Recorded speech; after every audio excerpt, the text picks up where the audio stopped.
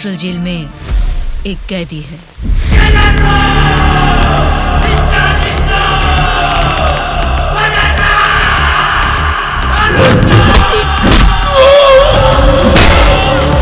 नाम क्या है उसका? दुर्गा।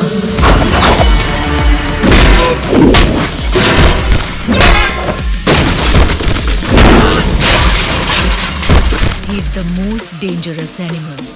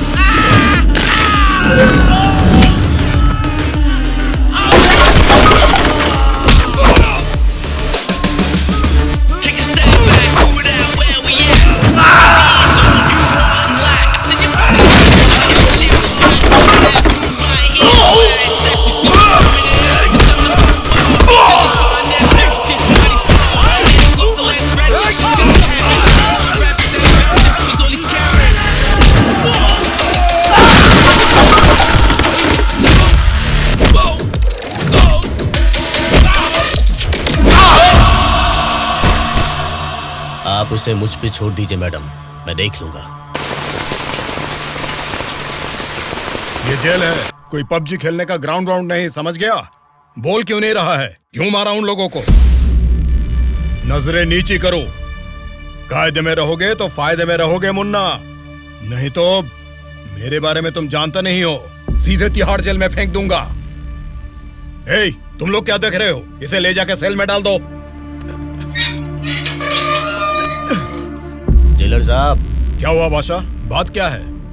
मैं अपने 10 छोकरों को आपके जेल भेज रहा हूँ। इस बार किसे टपकाना है? दुर्गा नाम है उसका। दुर्गा बोले तो वो सरकारी पार्टी का आदमी है ना? हाँ साहब, वही है। उसको उड़ाने के लिए अपोजिशन वालों से कितना लिया है और उसमें मेरा कमीशन कितना है? हमेशा की तरह आपके अकाउंट में ट्रांसफर हो जाएगा। स्टेट में इस बार भी हमारी सत्ता आने वाली है, इसलिए कल मेरे फार्म हाउस पर आप सबके लिए एक पार्टी रखी है। Hello. Sir, CM sir, central jail से जेलर मधुसूदन बोल रहा हूँ सर। आपको एक खास बात बताने के लिए ही मैंने फोन किया। क्या बात है, बोलो। जेल में आए हुए आपके लोगों को मारने के लिए अपोजिशन वालों ने सुपारी दिया है सर। अगर आपको आपके लोगों की जरूरत नहीं है तो मैं बीच में नहीं आऊंगा, लेकिन अगर आपको इनकी जरूरत अभी भी है तो अपनी जान पर खेलकर भी मैं उन्हें बचा लूंगा। अब आप बताइए, आप किन लोगों को मैं बचा लूं या फिर उनके हवाले छोड़ दूं? मुझे जरा 10 मिनट का टाइम दीजिए। ठीक है सर, मैं आपके कॉल का इंतजार करूंगा। बहुत बड़ा अमाउंट खर्च हो सकता है सर। वो मैं देख लूंगा। सर, मेरा एक छोटा सा डाउट है सर। क्या डाउट है? आपने दुर्गा को मरवाने के लिए पैसे लिए थे ना, अब बचाने के लिए पैसे ले रहे हैं। ये बात मेरे पल्ले नहीं पड़ी सर, मुझे थोड़ा कंफ्यूजन हो रहा है। पागल कहीं। इसी को अंग्रेजी में पॉलिटिक्स बोलते हैं और हमारी भाषा में बोलते हैं राजनीति, समझे?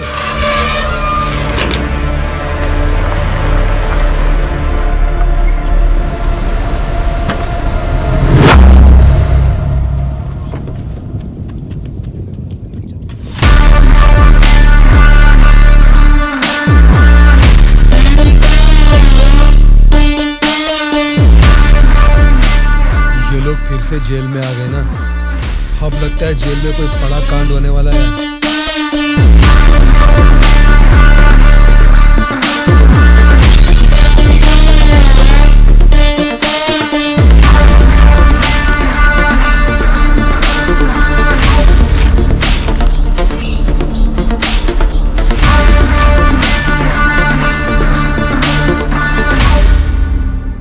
उसे कब मारने का सोचा है? हो सके तो आज ही। आज छोड़ देना, कल विजिटिंग आवर्स है, मुमकिन नहीं होगा। परसों मारने का प्लान बनाओ। ठीक है फिर, लेकिन एक बात अच्छी तरह से समझ लो, दुर्गा को मारने के लिए मैं तुम लोगों को आधे घंटे का टाइम दे सकता हूँ। आधे घंटे में ही काम निपटाना होगा, और अगर नहीं मार सके तो उसे दोबारा मारने का मौका नहीं मिलेगा। जाओ।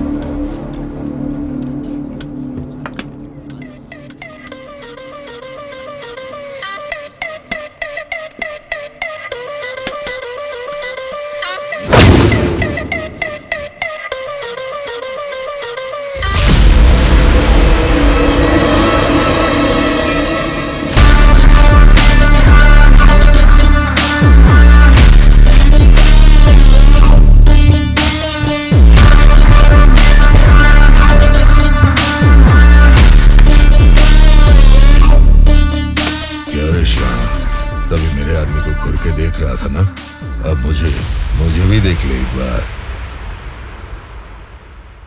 ए, बहरा है क्या?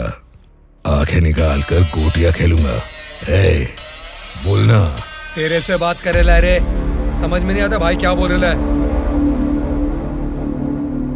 ए, देखना, एक बार देख मुझे।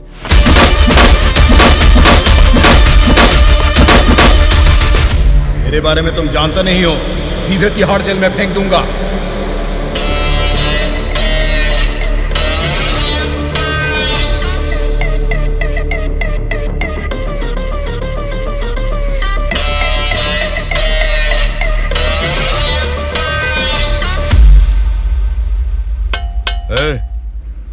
तुझसे मिलने कोई आया है? मिलने।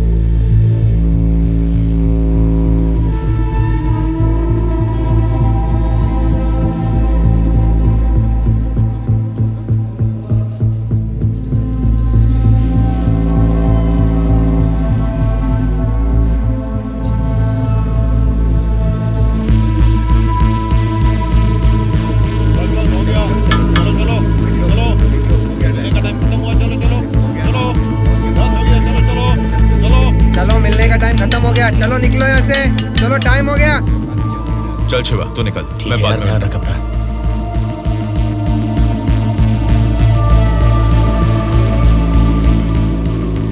शिवा, भावना कैसी है?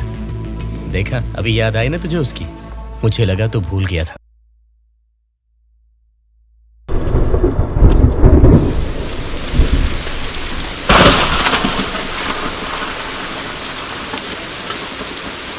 वो दुर्गा वॉशिंग एरिया में है, बिना गड़बड़ किए उसे टपका देना।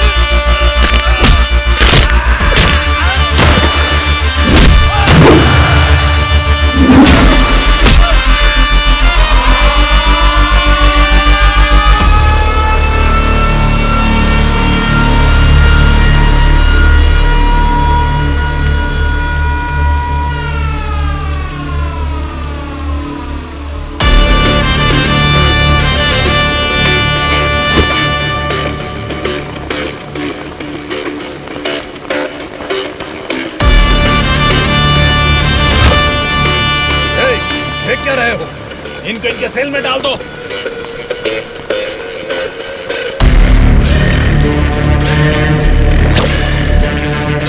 जेलर साहब। यो बादशाह, तुम और 10 लोगों को भेजोगे ना तो भी जेल में उस दुर्गा को नहीं मार सकोगे।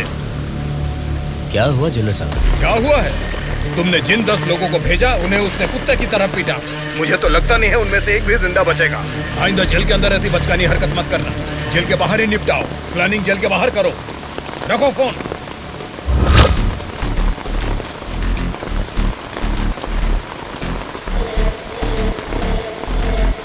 आपने जो यकीन मेरे ऊपर किया था, मैं उससे निभा नहीं पाया मैडम।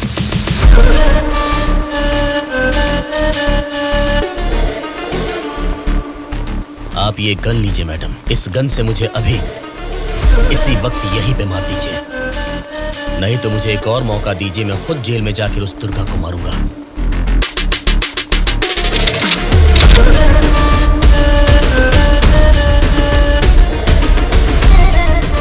अगले हफ्ते इलेक्शन के रिजल्ट आने वाले हैं।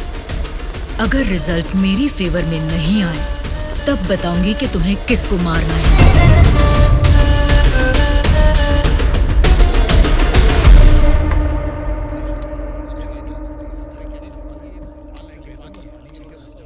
मेरा नाम दुर्गा है। सूर्या। कल मुझे बचाने के लिए थैंक्स।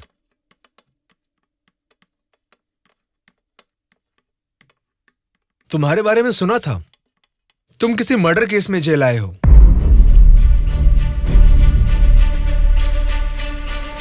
सूर्या, अगर तुम मेरे साथ काम करना चाहते हो तो कहो, मैं तुम्हें इस जेल से बाहर निकाल सकता हूं और तुम्हारे ऊपर जितने केसेस हैं वो सब मिटा सकता हूं। वो कैसे? मेरी सरकार में अच्छी जान पहचान है। अगर तुम हमारे साथ काम करना चाहते हो तो कहो, हमारी पार्टी सत्ता में आते ही तुम्हारे ऊपर से सारे केसेस हटवा दूंगा। तुम सच में मेरे ऊपर से वो केस निकलवा दोगे तो मैं तुम्हारे साथ मिलकर कुछ भी करने के लिए रेडी हूं। तो आज से हम दोनों फ्रेंड्स।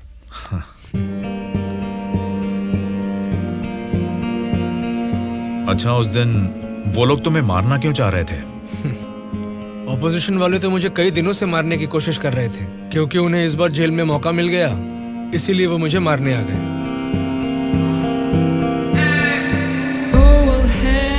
अगर उस दिन वो लोग तुम्हें मार देते तो? क्या होता? जेल में तुम्हारे जैसे अच्छे फ्रेंड को खो देता।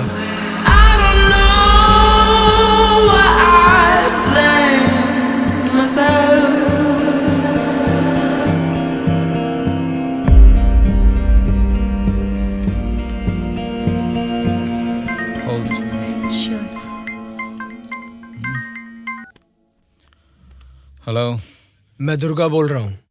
बोलो दुर्गा। यहाँ जेल में मैं एक आदमी से मिला। किसी छोटे मोटे मर्डर केस में अंदर आया है, लेकिन उसकी हिम्मत अलग ही लेवल की है भाई। वो तो ठीक है, लेकिन क्या वो हमारे काम आएगा? बेशक वो हमारे काम आएगा भाई। ठीक है, इस बार इलेक्शन रिजल्ट्स अगर हमारे फेवर में नहीं आए तो तुम्हें बाहर आना पड़ेगा। ठीक है भाई। तब मैं मामा से बात करके तुम्हारे साथ उसको भी बाहर लाने का प्लान करूंगा।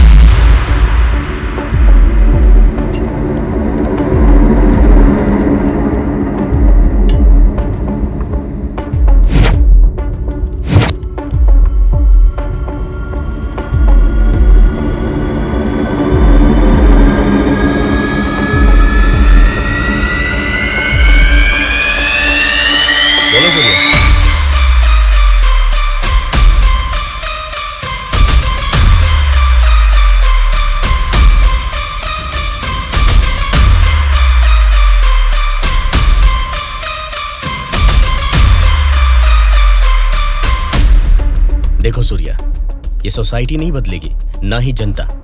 ये 100 साल के इतिहास में तुम्हें कभी लगा है कि वोट डालने का तरीका बदला है? हमें क्या लेना है सूर्या, मेरी बात सुन, ये सब अभी से छोड़ दे। देखो शिवा, जैसा तू बोल रहा है ये समाज नहीं बदला होगा, पब्लिक ने वोट देने का तरीका भी नहीं बदला होगा, लेकिन पब्लिक को पालने वाले नेता लोगों को हमें बदलना है यार। 40 दिन के इंतजार के बाद हुआ पर्दाफाश। जीते हुए उम्मीदवार जश्न मना रहे हैं तो हारे हुए उम्मीदवार उसकी वजह ढूंढने में जुट गए हैं। जनता के वोट ये बता रहे हैं कि उन्हें किसी से कोई बैर नहीं, दोनों मेजर पार्टियों को इलेक्शन में लगभग एक समान वोट मिले हैं। राज्य के पूरे 120 असेंबली सीटों में से सरकारी पार्टी को 48 सीट मिले हैं, वहीं ऑपोजिशन पार्टी को 52 सीट मिले हैं। बाकी 20 सीटें इंडिपेंडेंट एमएलएस को मिले हैं और वो ही तय करेंगे कि राज्य में सरकार किस पार्टी की बनेगी। अब उनमें से कितने लोग कौन सी पार्टी को समर्थन करेंगे, राज्य की सत्ता कौन सी पार्टी को जाएगी, ये सब जानने के लिए शक्ति परीक्षण होने तक सबको इंतजार करना ये होगा। क्या है सर, इस बार ऐसे कैसे हो गया? अब हम क्या करेंगे सर? इस बार भी गवर्नमेंट हमारी ही बनेगी।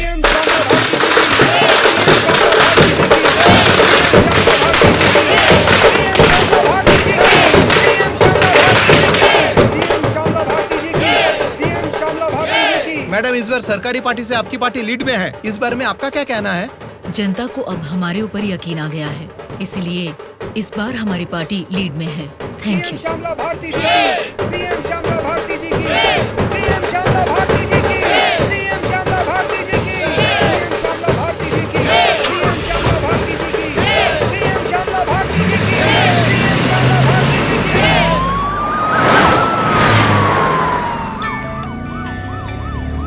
मैडम, सीएम राम मोहन राव जी का फोन आया है।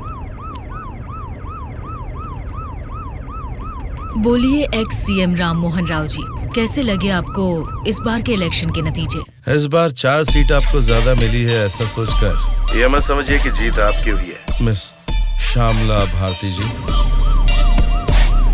आपको सरकार बनाने के लिए आपकी पार्टी का और 10 एमएलए की जरूरत है। अगर 10 एमएलए को खरीद लिया तो भी 10 दिन के अंदर शक्ति परीक्षण के लिए उनका वहाँ होना बहुत जरूरी है। तो जाहिर है कि आपकी पार्टी को मेरी पार्टी से भले 4 सीटें ज्यादा आई है या मेरी पार्टी को 4 सीटें कम आई है, तो भी आखिर में असेंबली में आपकी जगह हमेशा की तरह विपक्ष में ही रहेगी। ये बात मत भूलिएगा मिस श्यामला भारती जी। ठीक है राम मोहन राव जी, इस बार संसद में हम विपक्ष में रहेंगे या आप विपक्ष में रहेंगे, देखते हैं। Good luck.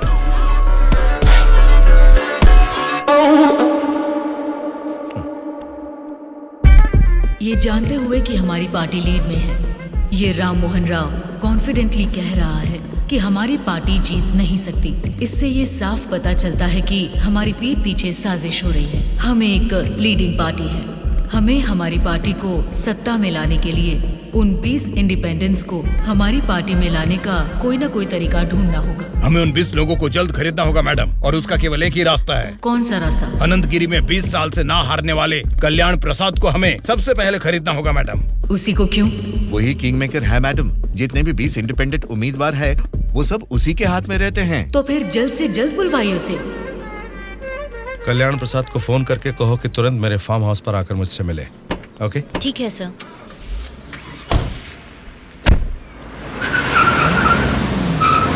लगता है सब लोग आ गए हैं, तेरी वजह से ही लेट है। हाँ रुको रुको। नमस्कार मैडम।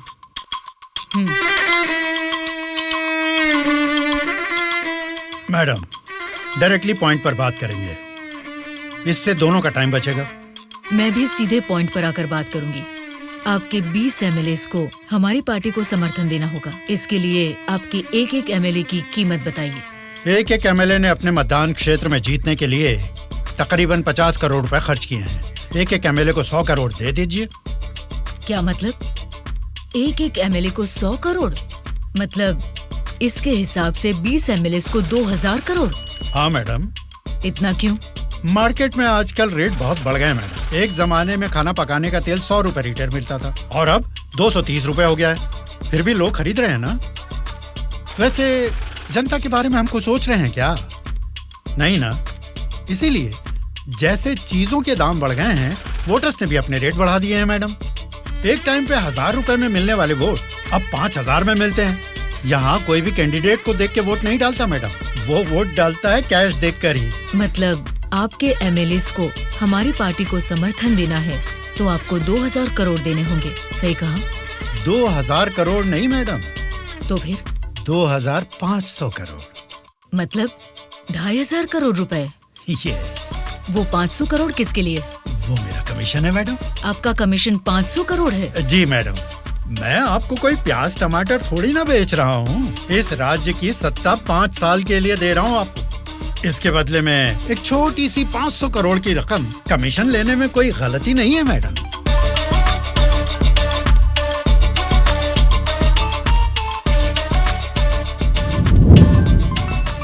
सत्ताधारी पार्टी का फोन। अगर मेरा प्रपोजल आपको जमता है तो फोन काट दूंगा, और नहीं तो इस बार फिर से उन्हीं की सरकार बनेगी। सोच लीजिए। सर, कल्याण प्रसाद जी मेरा कॉल कट कर रहे हैं सर। फिर से ट्राई करो। Okay sir.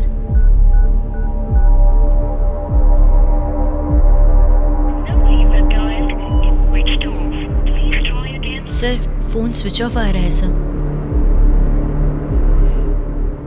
ठीक है, उसे वॉइस मैसेज भेज दो। Okay sure sir. आपने 2,500 करोड़ मांगे जो मैं दे रही हूँ।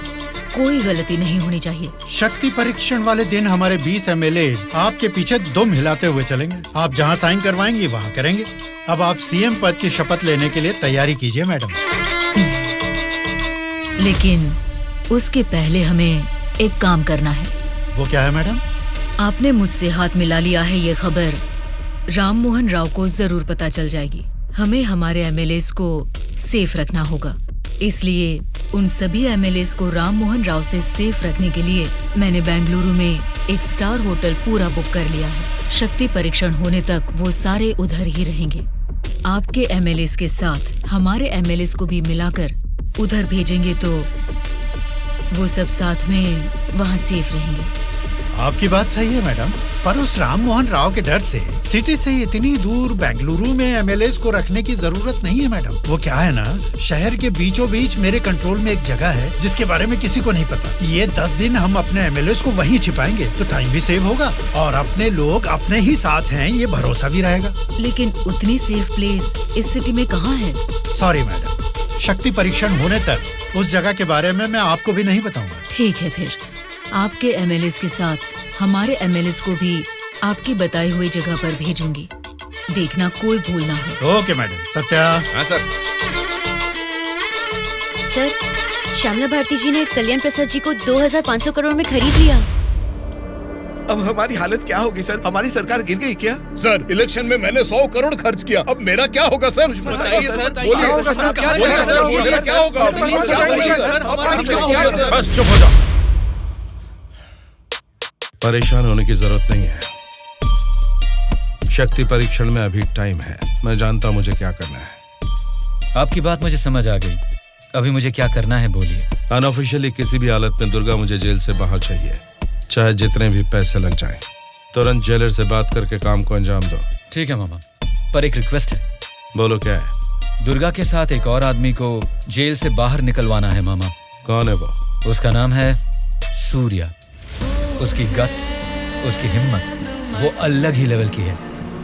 हो सकता है, लेकिन किसी भी अनजान आदमी के ऊपर इस तरह से आंख मूंद कर भरोसा कैसे कर सकता? ये स्टेट गवर्नमेंट का मामला है। अगर कुछ गलत हो गया तो मेरा पूरा पॉलिटिकल करियर खत्म हो जाएगा। मेरा यकीन कीजिए मामा, हमारे गवर्नमेंट को गिरने से बचाने के लिए इस ऑपरेशन में दुर्गा से ज्यादा वो ही एक्टिवली काम करेगा। ठीक है, अगर तुम उसकी इतनी तारीफ कर रहे हो तो काम खत्म होते इन दोनों को फिर से जेल में डाल दूंगा। मैं भी उससे जरूर मिलना चाहूंगा।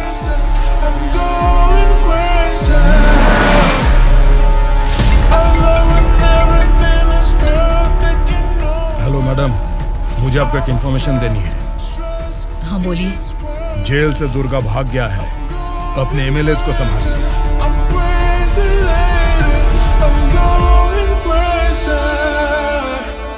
इनको अभी छोड़ के आपने वो पार्टी को इन्फॉर्मेशन क्यों दे दिया सर? वो लोग आपस में लड़के मरेंगे तो ही ना हम जैसे लोग सेफ रहेंगे।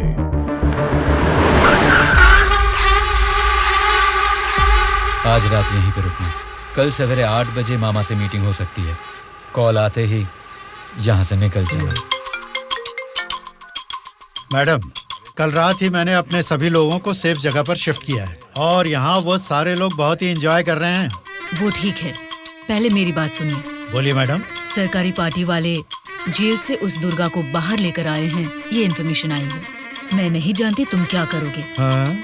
लेकिन हमारे सभी एमएलए सेफ रहने चाहिए। मैडम, दुर्गा जैसे 10 लोग भी जेल से बाहर आ जाए ना, तो भी हमारे एमएलए कहाँ है पता लगाना मुश्किल है। फिर भी सामने वाली पार्टी प्लान कर रही है, तो इसका मतलब हमें संभल के रहना है। आप टेंशन मत लीजिए, शक्ति परीक्षण होने तक उनको ही नहीं, आपको भी आपके एमएलए कहाँ है पता नहीं चलेगा। ऐसा प्लान किया है। ठीक है, जो भी करो संभाल कर। इलेक्शन रिजल्ट के बारे में इस बार भी मेरा अंदाजा गलत निकला। लगता है सत्ता हाथ से जाने वाली है। तुम दोनों को क्या करना है ये तुम सोचो, चाहे जितने पैसे खर्च हो जाएं, लेकिन उस श्यामला ने जिन 20 इंडिपेंडेंट एमएलएस को खरीदा है वो किसी भी तरह मुझे चाहिए। तुम लोगों का क्या प्लान है, बताओ क्या करोगे? उन सबको किडनैप करेंगे सर। किडनैप? हाँ सर। 20 एमएलएस को किडनैप करना तुम्हें स्कूल के बच्चों को किडनैप करने के जैसा लग रहा है क्या? 20 एमएलएस नहीं सर, ऑपोजिशन एमआईयू को मिलाकर पूरे 72 एमएलएस हैं सर। क्या 72 लोग? आपकी पार्टी से जीते हुए 48 एमएलएस के साथ पूरे 120 एमएलएस को आपके बेंगलुरु वाले फार्म हाउस में बिना बंदी बनाए इस बार आप सीएम नहीं बन सकते हैं सर। ऑपोजिशन एमएलएस तक तो ठीक है, लेकिन हमारे एमएलएस क्यों? वो तो हमारे ही लोग हैं ना। राजनीति में सब कुछ हो सकता है सर, सब कुछ जायज है। सत्ता का पलड़ा जिस तरफ है वो उस तरफ चले जाएंगे। यहां जीतने से ज्यादा सत्ता जरूरी है सर। अभी की सिचुएशन में अपने एमएलएस को हमें ही बचाना है सर, इसलिए हमें उनके साथ हमारे एमएलएस को भी बंदी बनाना ही होगा सर। तुम्हारा प्लान सुनने में तो ठीक ही लग रहा है, लेकिन ऑपोजिशन एमएलएस को किडनैप कैसे करोगे? ये मुमकिन है क्या? सत्ता की जंग हर कोई जीतना चाहता है, पर जीत सिर्फ एक की ही होती है और उसी को वीर कहते हैं। मैंने आपको जिसके बारे में बताया था ये वही है सर। तो जरा बताओ कि शुभ काम का मुहूर्त कब है? इस शुक्रवार को ही आपके सभी एमएलएस को बस में बिठा के दुर्गा को सौंप दीजिए। दुर्गा उनको बेंगलुरु हाईवे के एक ढाबे पर लेकर आएगा। इसी बीच ऑपोजिशन के सभी एमएलएस को किडनैप करके लाने का जिम्मा मेरा होगा। गुड। तुम्हारे प्लान के साथ तुम्हारा कॉन्फिडेंस भी मुझे अच्छा लगा।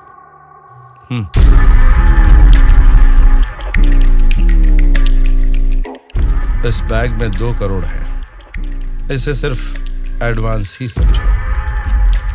जैसा सोचा है, अगर काम वैसा ही हुआ तो तुम्हारे ऊपर जितने भी केस हैं उनको हटाने के साथ ही इस तरह के कई बैग्स तुम्हें मिलेंगे। इस बार भी आप ही सीएम पद की शपथ लेंगे, उसके लिए तैयार रहिए।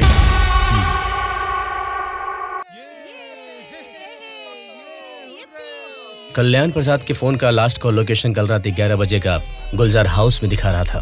तभी से लेके अब तक वो किसी के टच में नहीं है।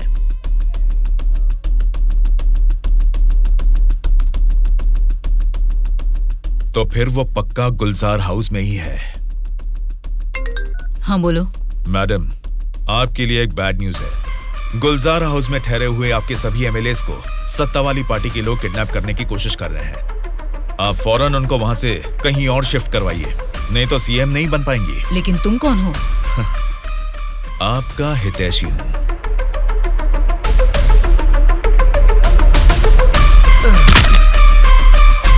चलिए बैठिए आप लोग अंदर।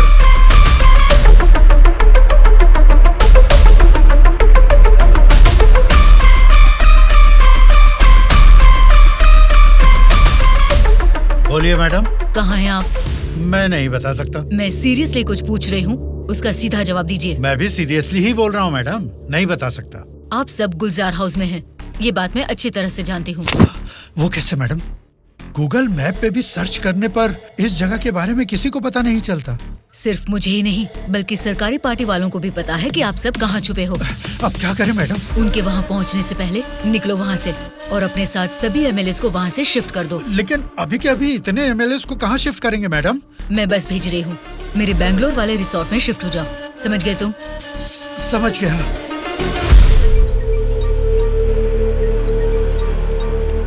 जी मैडम। बादशाह, तुम्हें मेरा एक काम करना होगा।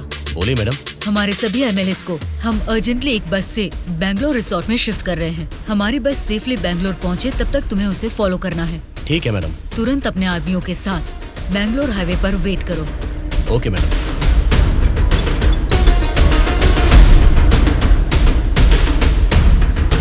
हेलो मैडम, मैं ट्रैवल एजेंसी का बस ड्राइवर बोल रहा हूँ मैडम। कहाँ पहुँचे तुम?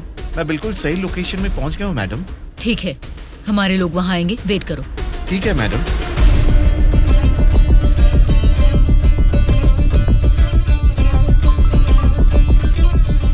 हाँ बोलिए मैडम। बस आ गई है, आप सब तुरंत वहाँ से निकल जाइए।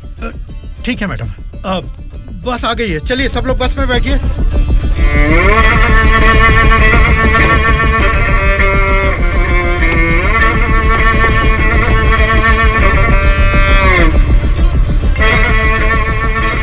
मैडम सब लोग बस पे चढ़ गए मैडम। अभी निकल सकते हैं क्या मैडम? Okay madam. बोलो सूर्या। दुर्गा, हमारा प्लान सक्सेस हुआ। अब सभी एमएलएस मेरे कब्जे में हैं। तुम हाईवे के ढाबे पे वेट करो, मैं भी पहुंचता हूँ। ओके। क्या रे, कुछ पता? बोली मैडम। बस निकल गई है और थोड़ी ही देर में बैंगलोर हाईवे एंटर करेगी। अगर कोई भी हमारी बस को फॉलो करता हुआ दिखे तो उसे वहीं मार देना।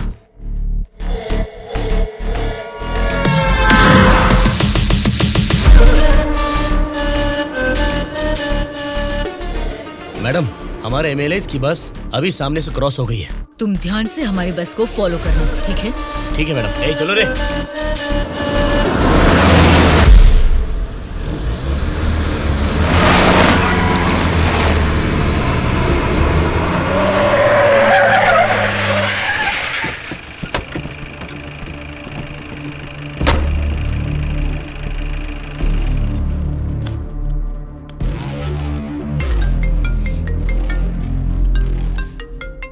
बोलो बादशाह। हाँ मैडम, अभी हमारी बस हाईवे के बाजू में एक ढाबा के पास रुकी हुई है। नाइट जर्नी है ना बादशाह, चाय कॉफी पीने के लिए रुके होंगे। अब इतना भी फोन करके बताओगे? Madam madam. अब क्या हुआ बादशाह? हमारे बस के पीछे ही एक और बस आके रुकी है। और एक बस? हाँ मैडम, देखने में तो सरकारी पार्टी की एमएलए की बस लग रही है। क्या सरकारी पार्टी के एमएलए की बस? हाँ मैडम, पक्का उन्हीं लोगों की बस है मैडम। सच में? लेकिन उनकी बस वहाँ क्यों आई है? पता नहीं चल रहा मैडम। जैसे हम अपने एमएलएज को बैंगलोर भेज रहे हैं, वैसे ही वो अपने एमएलएज को शायद किसी सेफ जगह पर भेज रहे होंगे। हो सकता है, फिर भी दोनों बस एक ही जगह पर एक ही समय पर ये कैसे हो सकता है? तुम एक काम करो बादशाह, हमारे एमएलएज की बस वहाँ से सुरक्षित निकल जाए, तब तक उनकी बस पर तुम कड़ी नजर रखना। ठीक है मैडम।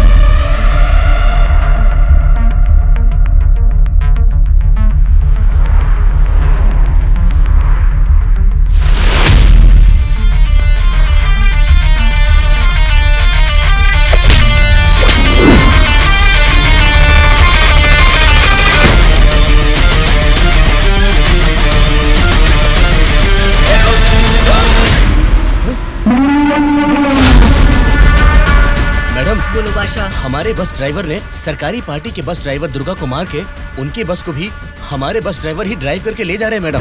व्हाट? उनकी बस को हमारे ड्राइवर क्यों ले गए हैं? मुझे भी कुछ समझ में नहीं आ रहा मैडम। ठीक है, मैं अपने ड्राइवर को फोन करके पता लगा लूंगी। पहले तुम हमारी बस को फॉलो करो। Okay madam. Hello madam. Anwar, क्या कर रहे हो तुम लोग? कुछ लोग आके मुझे मार के हमारी बस को लेके गए मैडम। बोली मैडम। बादशाह, वो लोग अपने ड्राइवर नहीं हैं, कोई क्रिमिनल्स हैं। उनका पीछा करो। Stop them right now. ठीक है मैडम।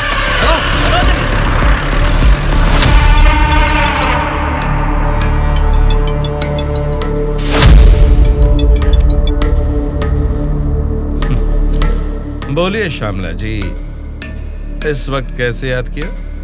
बड़े रिलैक्स्ड मूड में लग रहे हैं आप। एक शॉकिंग न्यूज सुनाऊं आपको? बताइए क्या है वो? अभी तक मैंने सोचा कि संसद में आपके और मेरे बीच में स्पर्धा है, लेकिन हमारी इस स्पर्धा में किसी तीसरे ने एंट्री ली है। उसने क्या किया है अगर ये आपको बताऊंगी तो बहुत बड़ा झटका लगेगा। वो तीसरा कौन है और उसने क्या किया है ये आप बताएंगी, तभी तो पता चलेगा कि मुझे बड़ा झटका लगेगा या नहीं। जेल में से आपने एक जानवर को बाहर निकलवाया मिस्टर राव। उस जानवर को मारकर उस तीसरे ने हमारे एमएलएस के साथ आपके एमएलएस को भी किडनैप करके वहाँ से भाग गया है मिस्टर राव। अगर मुझे पता चला कि उस तीसरे और आपके बीच में कुछ कनेक्शन है तो मेरी एक बात याद रखना, आपका पॉलिटिकल करियर मैं पूरी तरह से बर्बाद कर दूंगी मिस्टर राम मोहन राव।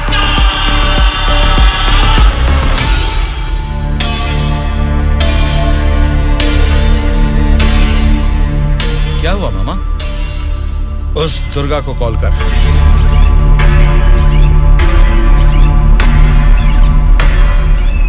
वो फोन नहीं उठा रहा है। उसके फ्रेंड को कॉल कर।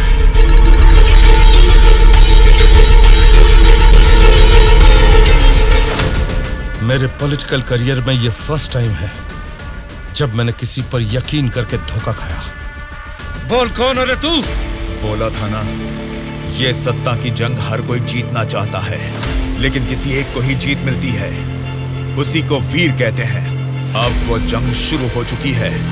वीर कौन है और वो जंग किस मकसद से कर रहा है, आगे आगे तुमको सब समझ में आएगा। तब तक के लिए wait and C.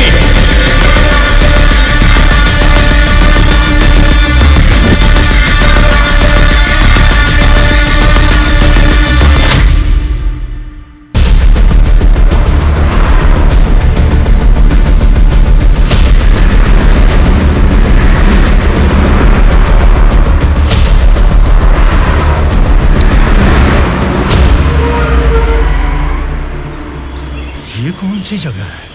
Bengaluru resort बोले थे, गलती से किसी और रूट में तो नहीं आ गए? घना जंगल लग रहा है ये तो।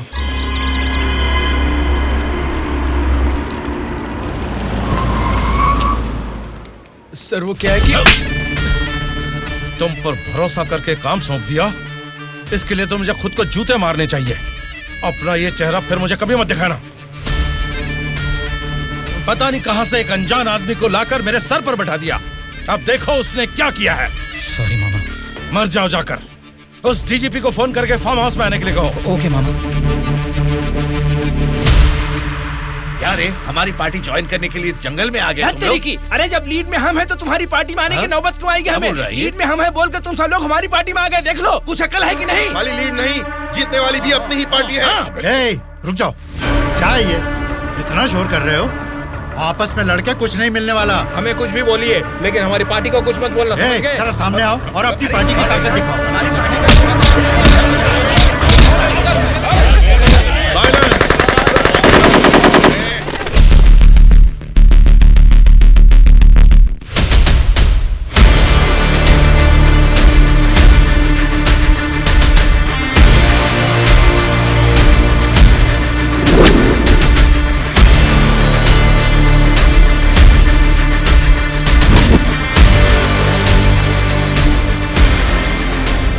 क्या सोच रहे हो? जैसे जी में आ रहा चिल्ला रहे हो, अपनी मर्जी से आपस में लड़ रहे हो। ये तुम्हारी असेंबली नहीं है, ये जंगल है। मेरा जंगल, मेरा जंगल, मेरा जंगल। यहाँ कोई स्पीकर नहीं होगा, माइक नहीं होगा, ना ही वॉकआउट होगा। हम सब हाईवे से तकरीबन 250 किलोमीटर की दूरी पर घने जंगल में हैं। बेटा, तुम लोग नेक्सलाइस्ट हो, माओइस्ट हो, टेररिस्ट हो, कौन हो बेटा तुम लोग? वो सब कहां से पैदा हुए हैं? तुम जैसे लोगों की गलती से ही वो लोग पैदा हुए हैं। बेटा, तेरी बात मैं मानता हूँ, लेकिन मैं शुगर पेशेंट हूँ। टाइम पर खा के अगर मैंने दवा नहीं लिया तो मेरी बॉडी कांपने लग जाती है बेटा। तुम हेल्थ मिनिस्टर हो ना? हाँ बेटा। तुम्हारे पास बड़े हॉस्पिटल्स हैं, फिर भी तुम्हें ये सब बीमारियां हैं, तो तुम पब्लिक का भला कैसे करोगे? बेटा, हमारे पेट में चूहे दौड़ रहे हैं, पहले कुछ खाने के लिए तो दे दीजिए।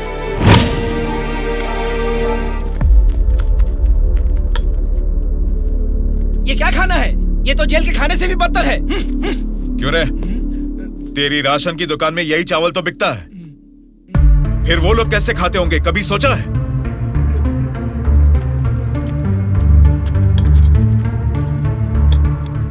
बस बेटा बस, चावल खाने में कमी ही करनी चाहिए, ज्यादा नहीं खाना चाहिए। अच्छा, तो फिर इतनी जायदाद कैसे बना ली? उसमें भी तो कमी कर सकते थे, पर उसमें तो करोगे नहीं।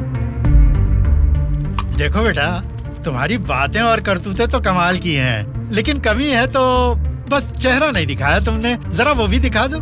तुझसे देखा नहीं जाएगा। बाप रे, इतना डरावना है तुम्हारा चेहरा? तो फिर देखो। हाँ तो फिर दिखाओ ना।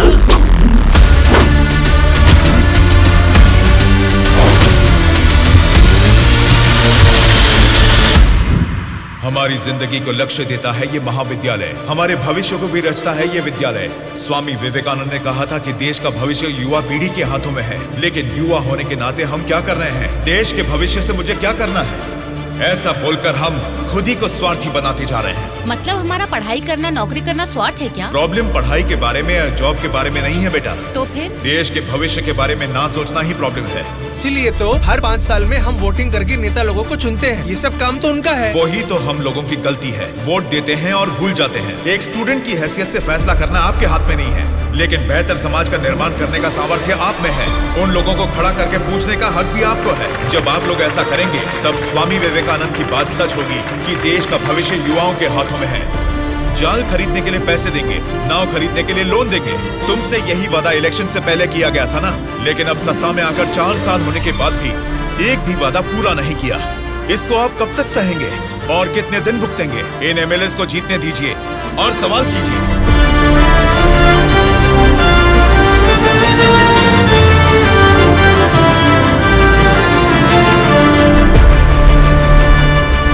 18 साल की उम्र होने के बाद ही हमारे देश में मतदान का हक क्यों दिया जाता है जानते हो? ताकि हम एक सही नेता को चुन सके। लेकिन हम क्या कर रहे हैं? हम बिना सोचे समझे और उनसे पैसे लेकर वोट डाल रहे हैं। अगर ऐसा ही चलता रहा तो कल को आपके बच्चे और फिर उनके बच्चे, हर किसी को इसी तरह की परेशानी होगी। हमें अब बिना सोचे समझे और पैसे लेकर वोट डालने की इस प्रथा को खत्म करना ही होगा। और अगर हमने ऐसा नहीं किया तो सबका नाश निश्चित है। आने वाली पीढ़ी को हम ये बताएंगे कि वोट की जो ताकत है उससे सरकार बदल सकते हैं। जनता की सच्चाई स्टूडेंट सर, आजकल जनता के सामने समाज के बदलाव की बातें करते रहते हैं सर। आजकल ये फैशन हो गया है सर। ठीक है। हाँ? उसके भाषण की वजह से अपनी इमेज डैमेज नहीं होनी चाहिए। सर, हमें उनकी परवाह नहीं करनी चाहिए, वो लोग कुछ प्रॉब्लम नहीं करेंगे सर। अपने किसी आदमी को बोलो इन पर जरा नजर बनाए रखे। Okay sir. दिल्ली से आते ही इनके बारे में कुछ करेंगे। क्या बताऊं बेटा, इस गांव की समस्या वैसे की वैसी ही है। हमारी समस्याओं को सुनने के लिए कोई वार्ड मेंबर नहीं आता है। सरपंच को तो देखा ही नहीं, कॉर्पोरेटर काम नहीं करता, और एमएलए के लिए क्या बताऊं, 4 साल पहले हमने उनको जिताया, वो तो ऐसे गायब हुए जैसे गधे के सर से सिंह। उनसे मिलने जाओ तो लात मार के भगा देते हैं।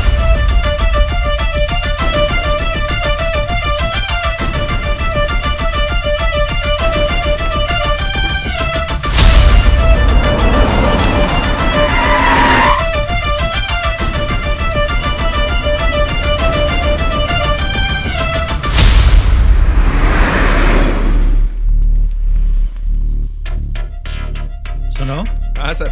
हम बगल वाली स्टेट में गए थे ना? हाँ सर। तो ये यूएस गए थे, ऐसा फ्लेक्सी क्यों लगा है? हाँ सर। चलो लगे रहने दो सर। फोटो अच्छी है। लगाया किसने इसको? और कौन सर, वो स्टूडेंट्स ही हैं।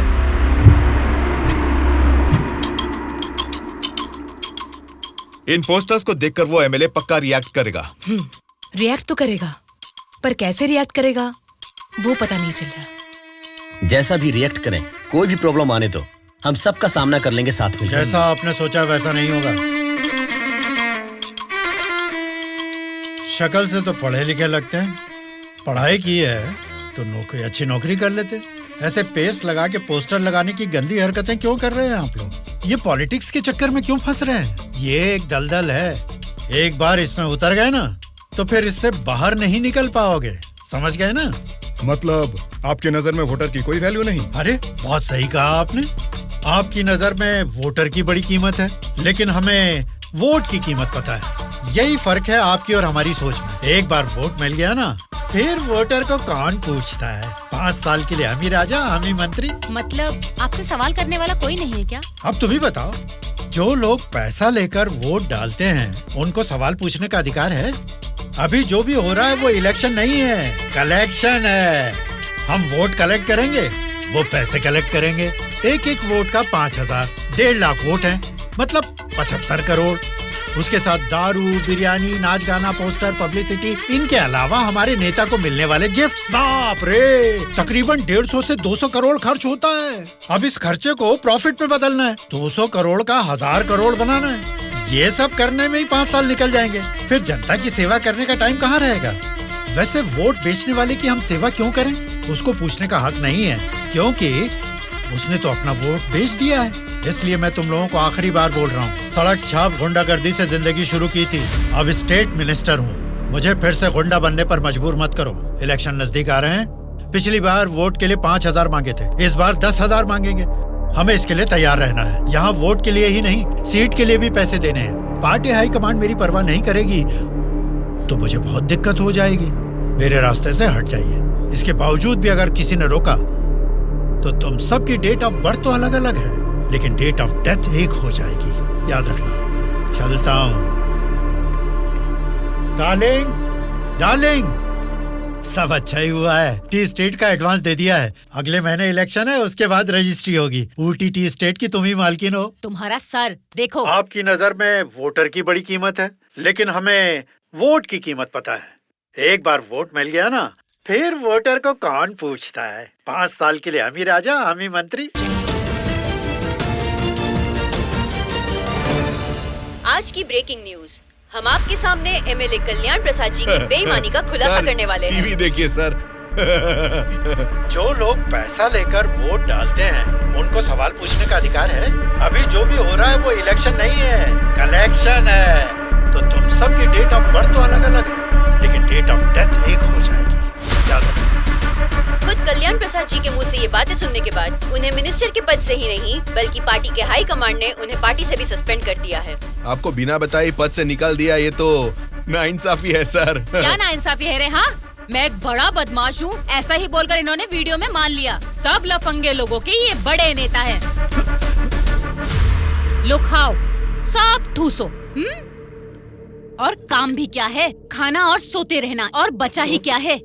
बाप रे बाप, कितने सपने दिखाए थे। ऊटी में टी स्टेट लूंगा, कर्नाटक में कॉफी स्टेट लूंगा, अगली इलेक्शन में जीतूंगा तो मैं होम मिनिस्टर बनूंगा, तुम होम मिनिस्टर की बीवी बनोगी, बाद में सीएम और मैं सीएम की बीवी।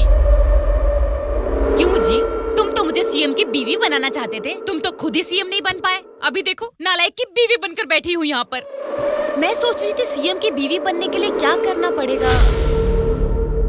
देखते क्या हो जी, बताओ ना क्या करना है। बहुत बोल चुके हो, आप जाओ।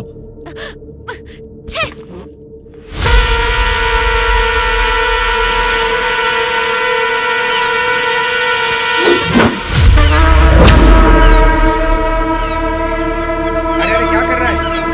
निकाल उसे। माफ कीजिए सर, अपने लोग हैं, मछली पकड़ना सीख रहे हैं, गलती से आपके ऊपर गिर गया। आप जाइए सर।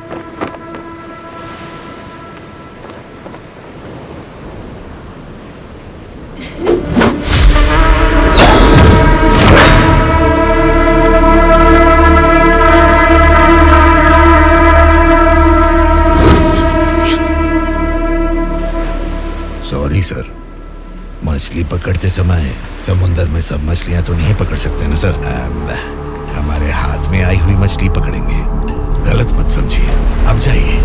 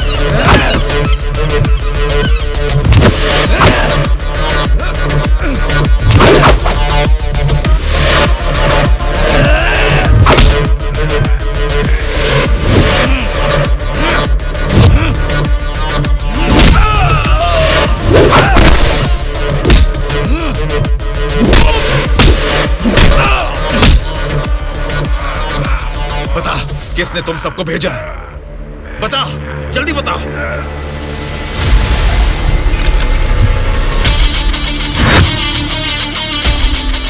इतना हैरान क्यों है? मरा हुआ आदमी तेरे सामने जिंदा कैसे खड़ा है, यही सोच रहा है ना तू? मुझे मारना तेरे बस की बात नहीं है, ना ही तेरे बाप से हो पाएगा। वोट देना हर एक का हक है, उसे पैसे देकर मत खरीदो। एमएलए एक रिप्रेजेंटेटिव होता है जो लोगों की समस्याओं को सरकार के पास लेकर जाता है, बल्कि ये नहीं कि वो उस क्षेत्र का राजा बनकर बैठे। जस्ट एक कर्मचारी है। तुम सब कुछ भूल गए हो, इसलिए याद दिलाने के लिए पोस्टर्स लगाए, लेकिन तुम तो समझ ही नहीं पाए। अब तक तो तुम्हें ही बदलने के बारे में सोचा था, इस चुनाव क्षेत्र के एमएलए को बदलने के बारे में नहीं। लेकिन अब बदलूंगा। अगले इलेक्शन में चुनाव के लिए रेडी हो जाओ। अब की बार कलेक्शन नहीं, इलेक्शन होगा।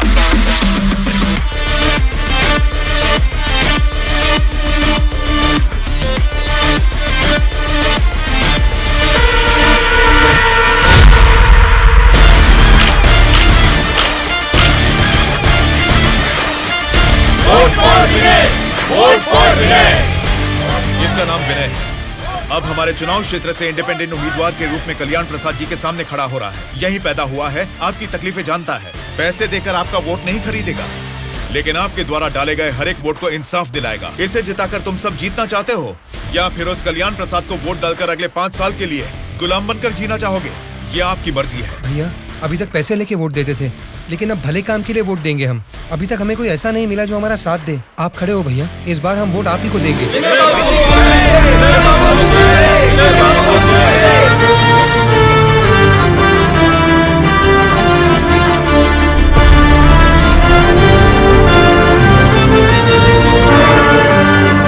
ऐसा क्या?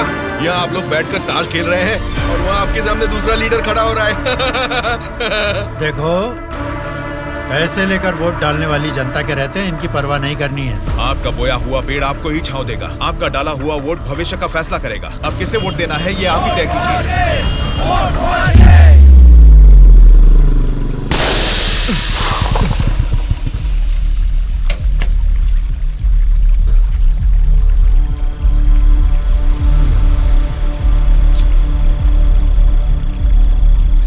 पंचर बना लो, पंचर। क्या बाबू, गाड़ी पंचर क्या?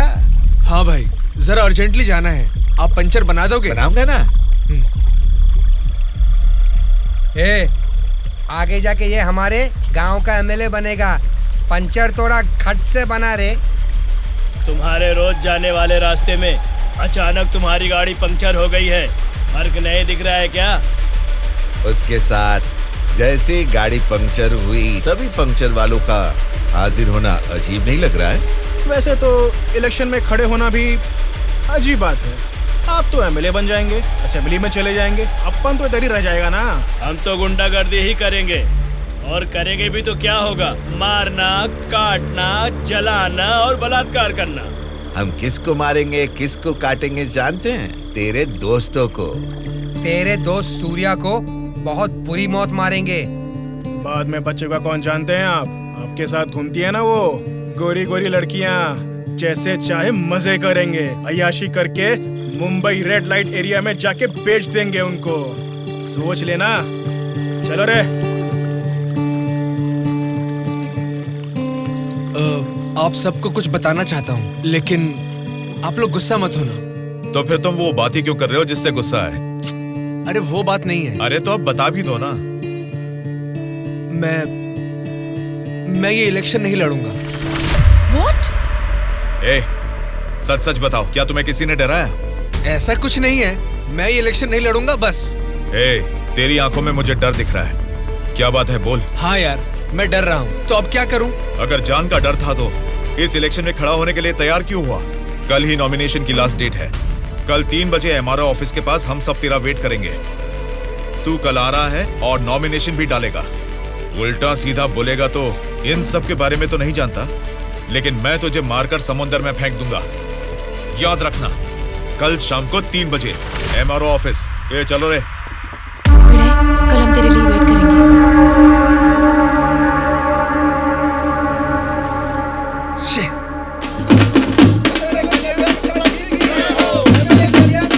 पता नहीं कहाँ रह गया? अपने आप को समझता क्या है वो? Phone is not reachable, message भी नहीं जा रहा।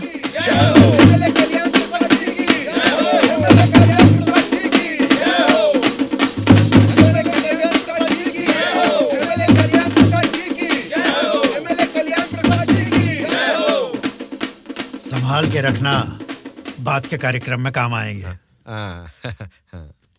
नमस्कार वोटर महाराज, आपके अनमोल वोट आप मुझे ही देंगे ना? आप ही देंगे। अच्छा मुहूर्त निकलने से पहले नॉमिनेशन करके आता हूँ। नमस्ते।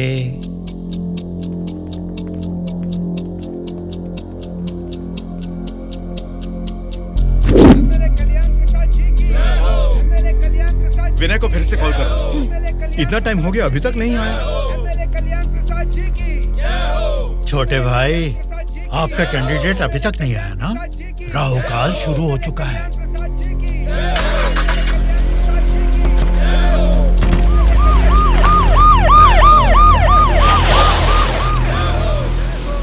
हम तुम्हें अरेस्ट करने आए हैं। हमें चलो बताते हैं।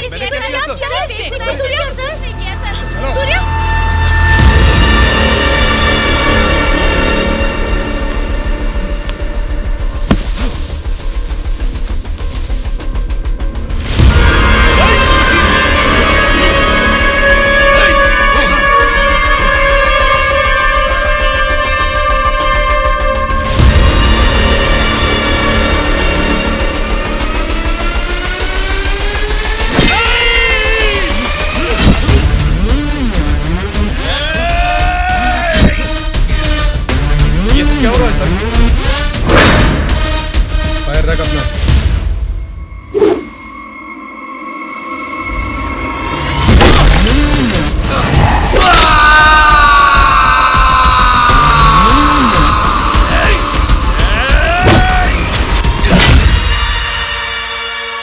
पकड़ रहे इसे। सर, ये सब क्या हो रहा है सर? हो रहा है नहीं, जो हुआ है वो बता रहा हूँ। पकड़ इसे।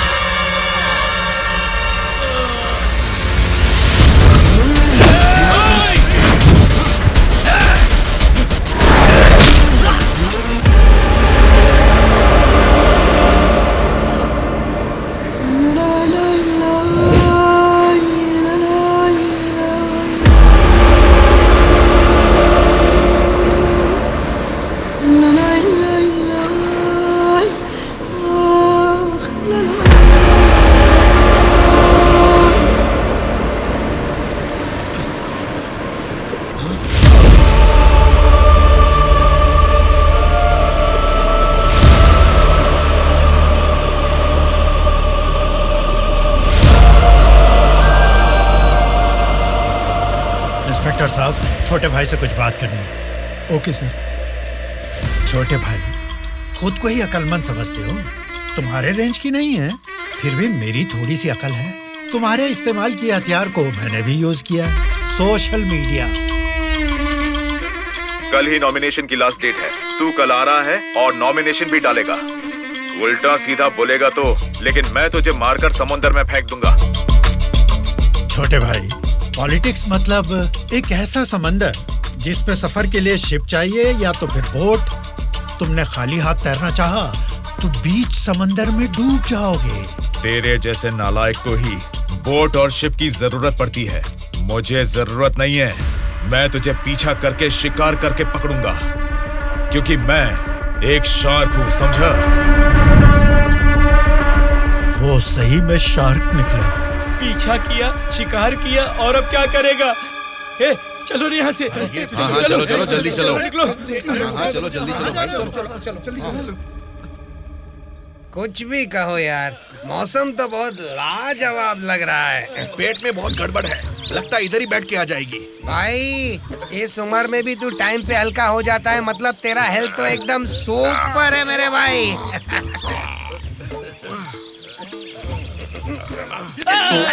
मेरा पेट गड़बड़ चल रहा है यार। मारे मर रहा हूँ, ऊपर से तुम लोग चला रहे हो? तेरी गोली से हम लोग डरने वाले नहीं है, समझा? ठंडे ठंडे पानी से नहाना चाहिए, जाना है या नहीं? तू पागल हो गया क्या? कोई अपना लीज खुला छोड़ के नहाता है क्या? मैं तो डर ही गया। मेरे लीज पे बुरी नजर डालता है। घर में बाप भाई है कि नहीं? अभी भी तेरा लीज जीतना ही है, एनाकोंडा नहीं बना पाया।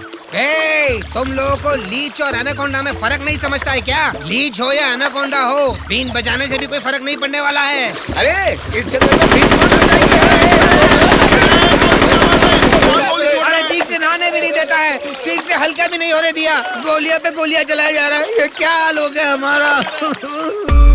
एक नहीं, दो नहीं, पूरे 120 एमएलएस को प्री प्लान तरीके से किडनैप करके ले गया है। मेरी समझ में नहीं आ रहा क्या करूं। ये सब मैंने किया है। ये बात अगर जनता या मीडिया को पता लगी तो इतने साल की मेहनत से बना मेरा पॉलिटिकल करियर बर्बाद हो जाएगा। आप फिक्र मत कीजिए सर, ये हम पर छोड़ दीजिए। किडनैपर से सारे एमएलएस को कैसे सुरक्षित लाना है ये मुझ पर छोड़ दीजिए। किरण सर, ध्रुवा कहाँ है पता करो और तुरंत मेरे ऑफिस में आने के लिए कहो, तुरंत। Okay sir. मैं चलता हूँ सर।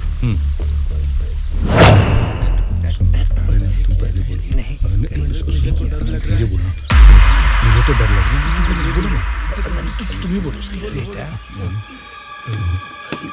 बेटा क्या है? आपके बारे में सब कुछ पता चल गया बेटा। सच में नाइंसाफी हुई है। मैं सच बोल रहा हूँ, लेकिन गलती तो उसने की है। फिर हम लोगों को यहाँ लेकर क्यों आए हो बेटा? चाहिए तो उसको अकेले रख लो और हम लोगों को छोड़ दो बेटा। ठीक है, तुम लोग कह रहे हो तो मैं तुम्हें छोड़ दूंगा। उससे पहले मैं तुम सबसे 3 सवाल पूछूंगा। अगर तुमने सही जवाब दिया तो मैं तुम सबको आज ही छोड़ दूंगा। पहला सवाल, आप में से सनी लियोन को कितने लोग जानते हैं? क्यों नहीं जानते सर? वो तो मेरी पसंदीदा फिल्म स्टार हैं। उसे देखे बिना मुझे नींद ही नहीं आती, समझे? दूसरा सवाल, पूजा हेगड़े को कितने लोग जानते हैं? पूजा हेगड़े का मैं बहुत बड़ा फैन हूँ बेटा। एक चुम्मा, एक चुम्मा, एक चुम्मा।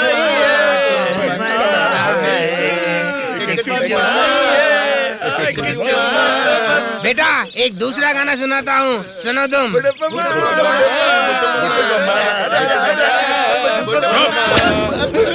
तीसरा सवाल, नारायण स्वामी को कितने लोग जानते हैं? भाई नारायण स्वामी ना, उनका व्रत मैं हमेशा रखता हूँ। तुम सनी लियोन को जानते हो? पूजा हेगड़े ने कितने एक्टर्स के साथ डांस किया ये भी जानते हो? लेकिन जनता के लिए अपनी जान भी कुर्बान करने वाले नारायण स्वामी को नहीं जानते। कौन है बेटा वो? कोई देवता है क्या? हाँ, देवता ही है, लेकिन मंदिर में रहने वाला देवता नहीं, जनता के दिल में रहने वाला देवता, नारायण स्वामी।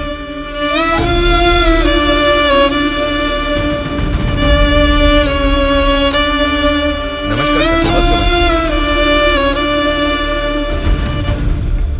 नमस्ते माँ जी। नमस्ते नमस्ते।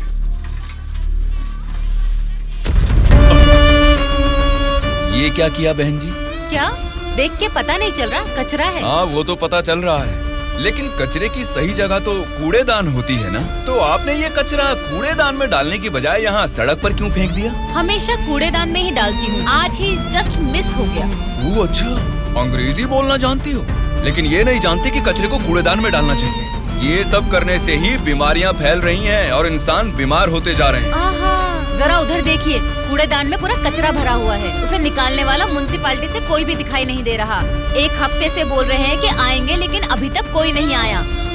और तुम कह रहे हो कि मेरे कचरा फेंकने से बीमारी आ जाएगी? हाँ? तेरी बात से ना दुनिया बदले, तेरी चीख किसी तक ना पहुँचे, नाराज न तेरा बल ही है तेरा साथी, दब के न रहो, विश्वास है तेरी डोले, डर के न रहो, उम्मीदें तेरे दिल में उठ के न रहो, जज्बात है तेरे रग में। Hello, municipality office. कौन बोल रहा है? नारायण स्वामी जी है क्या? अरे आपको कैसे पता चला? फोन में कैमरा लगाया हुआ है क्या? वो कुछ नहीं सर, हमारी गवर्नमेंट ऑफिस में जब लैंडलाइन बजती है तो वो आप ही का फोन होता है सर। बोलिए। सौंदर्य कॉलोनी में कूड़ेदान पूरा भर गया है बेटा। सारी कॉलोनी में बदबू फैल रही है, इसे जल्द से जल्द साफ करो। ओ ऐसा क्या? उसे साफ करने का काम हमारा नहीं है, प्राइवेट वालों को कॉन्ट्रैक्ट दिया है। क्या कहा? कचरा उठाने का काम भी प्राइवेट लोगों को दे दिया है? तो फिर आप क्या कर रहे हैं? आप जैसे लोगों के सवालों का जवाब दे रहे हैं नारायण स्वामी। ठीक है, उस कॉन्ट्रैक्टर का नंबर दो। हेलो। मैं हमेशा से यहीं पे सुसु करता हूँ। कल से यहाँ पर मत करना। सिर्फ कल ही नहीं करूँगा, परसों भी और आगे भी यहीं पे करता रहूँगा।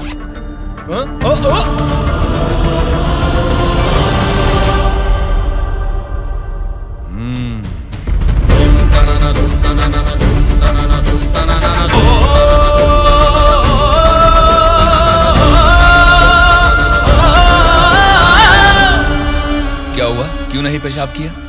तुम अच्छे लड़के हो, इसीलिए नहीं कर पाए। ये एक बीज है। ऐसे क्या देख रहे हो? इसको फेंक दोगे तो मिट्टी में मिल जाएगा, लेकिन अगर इसे बो दोगे तो उसी मिट्टी को फाड़कर ये जल्द ही पौधा बन जाएगा। तुम इस बीज जैसे ही हो बेटा। ये बीज एक बड़ा वृक्ष बनेगा, खाने को फल देगा। अगर नहीं भी दे पाया तो कम से कम 10 लोगों को छांव देगा, बारिश लाएगा। अगर तुम इसे बो दोगे तो ये बीज बड़ा होके तुम्हारे बाद भी तुम्हारा नाम रोशन करेगा। अब इसे बोना है या फेंक देना है, तुम्हारी मर्जी है।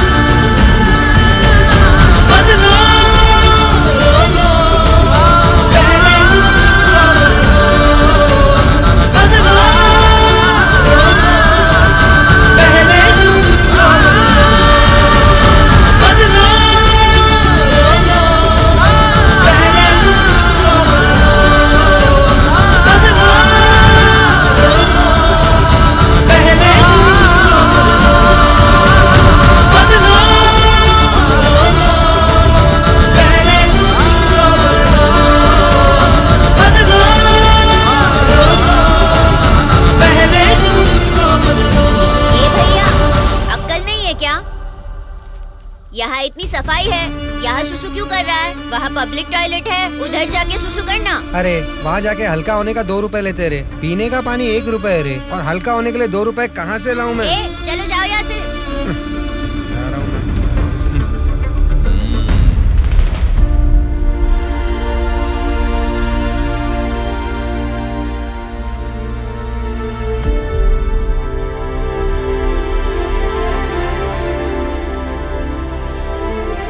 बेटा, राष्ट्रीय झंडे को उल्टा नहीं लगाते, गलत बात।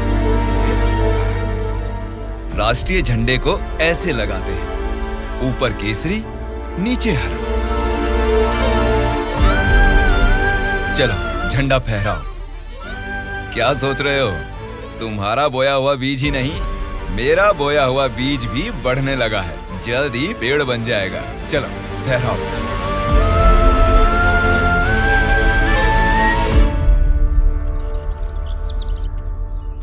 तुम्हारे माँ बाप कौन हैं? क्या करते हैं वो? मेरे माँ बाप गांजे का ना धंधा करते थे। पुलिस की पिटाई की वजह से मेरे पापा नहीं रहे और मेरी माँ जेल में है। तो मतलब तुम पढ़ते नहीं हो क्या? पहले पढ़ता था, मेरी माँ ने पढ़ाई बंद करवा के बोला कि गांजे के धंधे में लग जाओ, इसलिए उन्होंने मुझे स्कूल से भी निकलवा दिया। अब मैं स्कूल जाके नहीं पढ़ सकता। मैं पढ़ाऊंगा तो पढ़ोगी? हाँ पढ़ूंगा।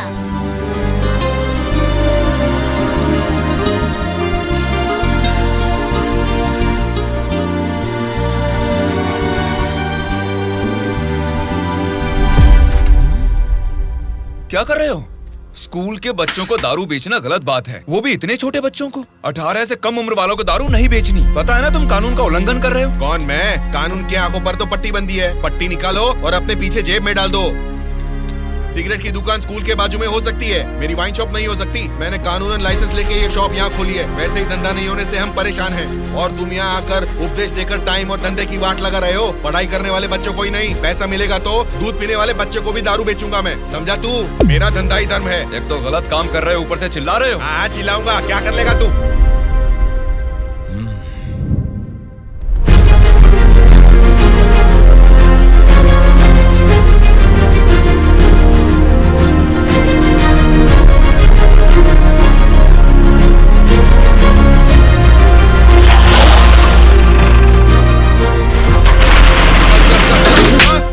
इंस्पेक्टर साहब, आप इस पर इस तरह हाथ नहीं उठा सकते। इसको कल आपको कोर्ट में हाजिर करना चाहिए। उसकी दारू की दुकान बंद करा के आपने हमारे लिए अच्छा काम किया है साहब। सच में आप जैसे लोग नेता बनेंगे तो हमारे लिए बहुत अच्छा काम करेंगे साहब।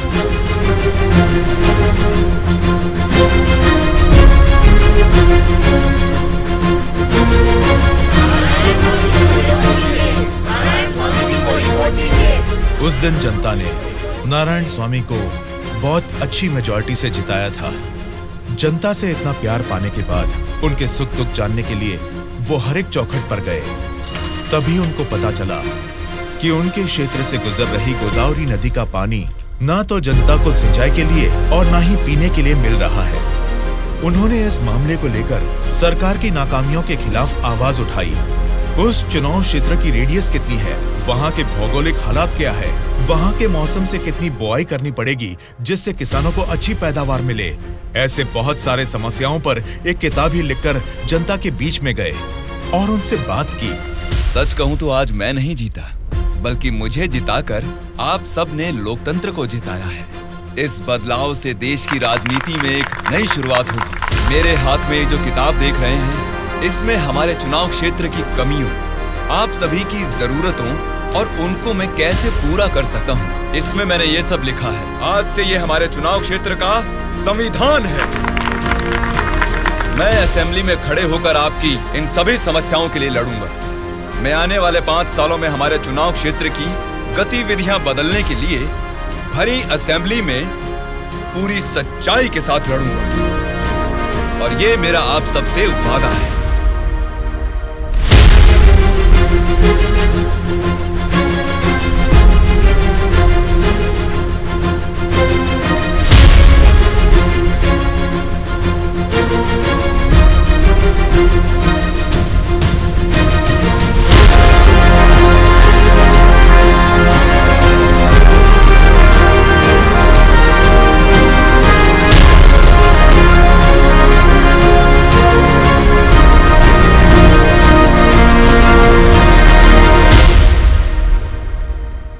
स्पीकर महोदय, ये हमारे चुनाव क्षेत्र की समस्याओं की किताब है। अगर मुझे थोड़ा सा समय मिल जाए तो मैं उन सभी समस्याओं से आपको रूबरू कराना चाहूंगा।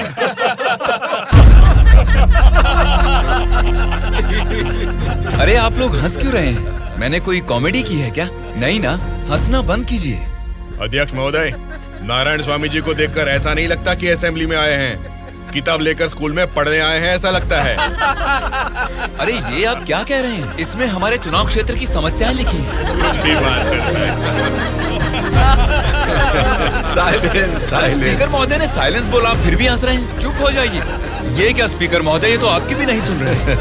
The house is adjourned. Tomorrow at 8 a.m. चलो यार, चलो।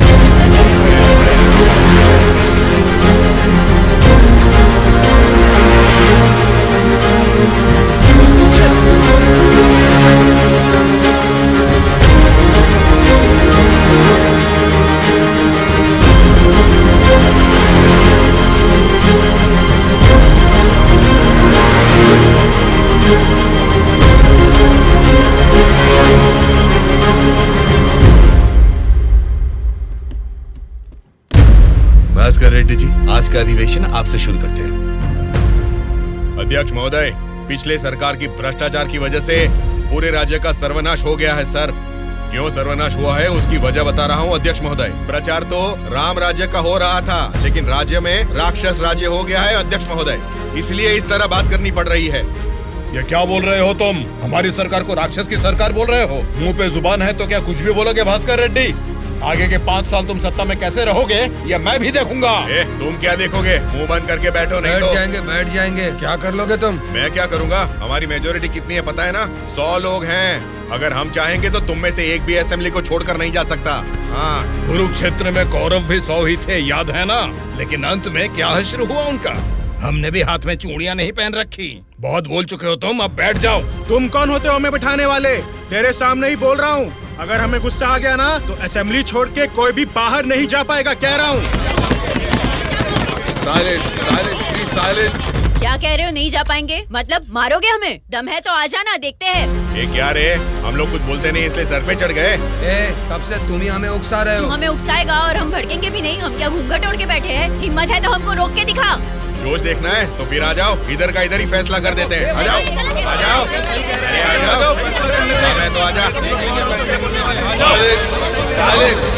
बैठ जाइए आप लोग, बैठ जाइए, शांति रखिए। रेड्डी जी, मैंने साइलेंस बोला ना, कंट्रोल रखिए। साइलेंस, साइलेंस, आप सब लोग बैठ जाइए। Silence, silence. 1 घंटे के लिए सभा को स्थगित करता हूँ। भद्राचलम चुनाव क्षेत्र के एमएलए नारायण जी को मैं बात करने के लिए अनुमति देता हूँ। महोदय, आज इस सभा में मैं इन सभी के सामने एक बात बोलना चाहता हूँ। प्रोसीड। महोदय, यहाँ बैठे सभी लोग जनता के प्रतिनिधि हैं। जनता ने वोट दी इसीलिए ये जीते। वोट देने वाली उस जनता के बारे में कोई बात ना करके इस सभा में एक दूसरे को कोसना, झगड़ा करना अच्छी बात नहीं है साहब। देखा जाए तो ये बेशर्मी है। अध्यक्ष महोदय, नारायण स्वामी जी अपनी मर्यादा का उल्लंघन कर रहे हैं। जनता ने आंख बंद करके वोट डालकर हमें नहीं चुना है। अध्यक्ष महोदय, इनकी मजाल तो देखिए, हमें बेशरम बोलता है। इस बात के ऊपर तो नारायण स्वामी जी को तुरंत हमसे यहाँ क्षमा मांगनी चाहिए, अभी के अभी।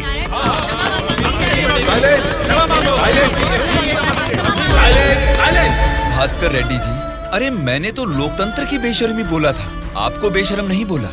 देखिए, इन क्षमाओं और झगड़े से सभा के समय को बर्बाद करने की बजाय हमें मिलकर जनता की जरूरतों और समस्याओं के बारे में बात करनी चाहिए। मतलब हम यहाँ झगड़ा करने आए हैं क्या? हमारे मुख्यमंत्री और हमें जनता का पालन कैसे करना है तुम बताओगे? अध्यक्ष महोदय, यहाँ पर आए सारे नेताओं से नारायण स्वामी जी को क्षमा अभी के अभी मांगनी ही होगी।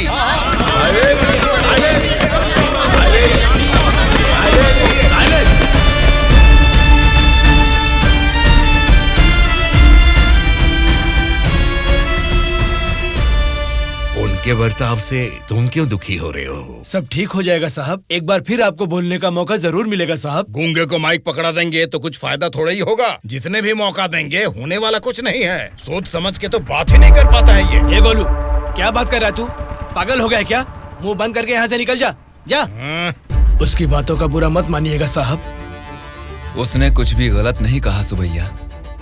तुम उसकी बातों में गुस्सा देख रहे हो और मैं उन बातों के पीछे छिपी वजह।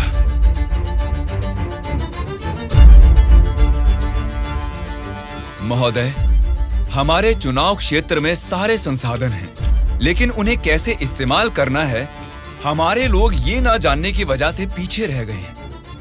इस बारे में सरकारी पार्टी को कई बार विनती करने के बाद भी वो लोग फंड्स अलॉट नहीं कर रहे हैं। अगर ऐसा ही रहा तो हमारे चुनाव क्षेत्र की जनता हम पर भरोसा कैसे करेगी? बोलिए महोदय।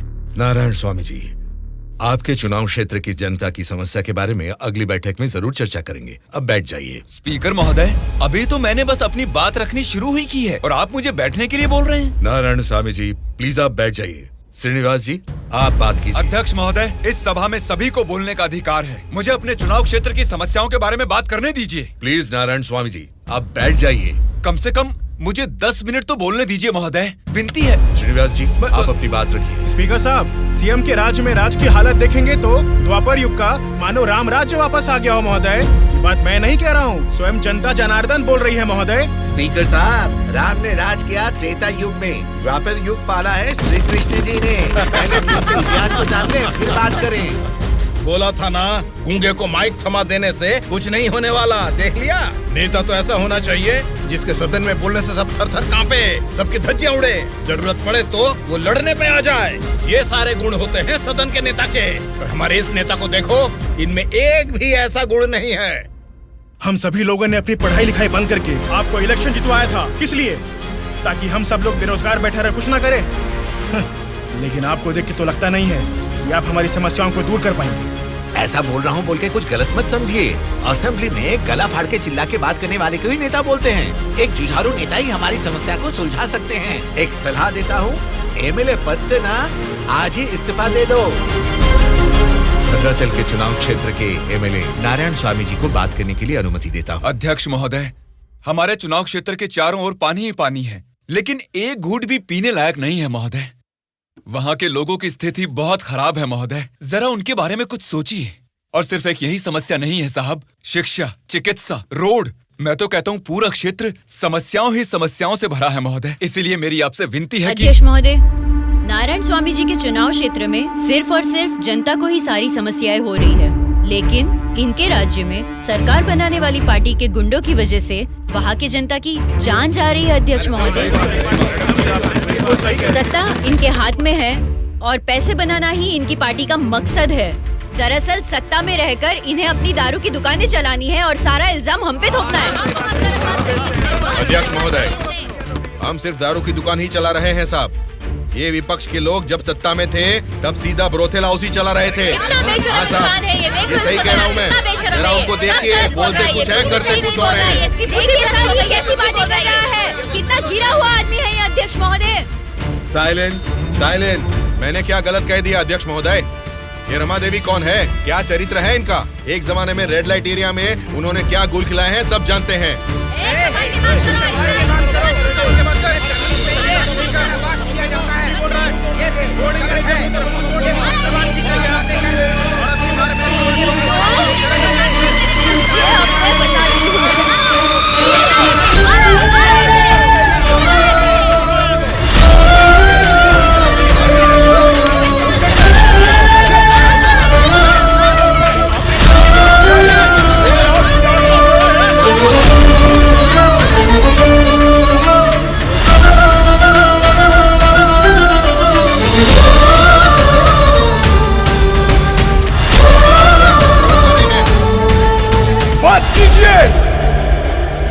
अरे ये संसद है या फिर कुरुक्षेत्र है? शर्म आनी चाहिए तुम सबको। सरकारी पार्टी को जवाब देना है, विपक्ष की पार्टी को सवाल करना है। आप सब देखिए क्या कर रहे हैं। क्या इसीलिए जनता आप लोगों को जिता के यहाँ तक भेजती है?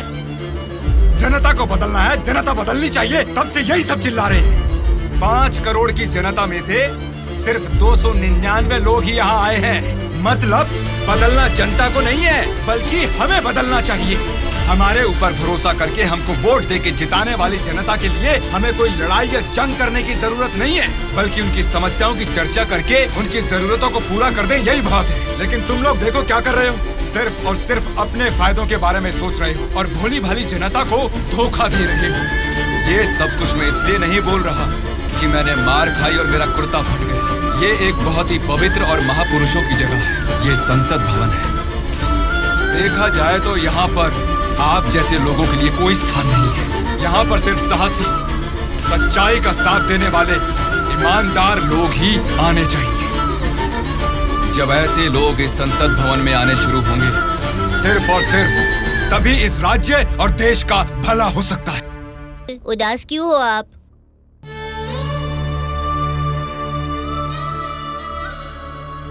मैं हार गया। जनता से वादा करके उसे ना निभाने वाला नालायक बन गया मैं। क्या हो गया अंकल, आप ऐसे क्यों बात कर रहे हैं? सत्ता में आते ही हम कुछ भी कर सकते हैं सोचने वाले नेताओं को बदलना होगा। जब तक ऐसा नहीं होगा, हमारा यह समाज कभी नहीं बदलेगा। ऐसा है तो मैं उनको बदलूंगा अंकल। क्या कहा? तुम बदलोगे? हाँ अंकल, मैं बदलूंगा। तो ठीक है, चलो मुझसे ये वादा करो। मैं वादा करता हूँ अंकल, उन सब को मैं सच में बदल दूंगा।